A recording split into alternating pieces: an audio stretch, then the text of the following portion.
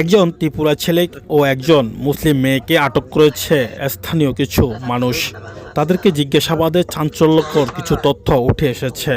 তাদের সাথে কথা বলে জানা যায় তারা প্রেমিক প্রেমিকা, অর্থাৎ মুসলিম মেয়েটি ত্রিপুরাটির ছেলেটির সাথে পালিয়ে খাগড়াছড়ি জেলার তবলছড়িতে চলে আসে।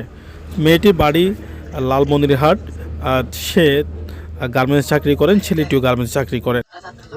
স্থানীয় মানুষ মেয়েটিকে তার বাড়িতে প্রেরণ করতে চাইলে মেয়েটি ফেরত যাওয়ার জন্য অস্বীকৃতি প্রকাশ করেন।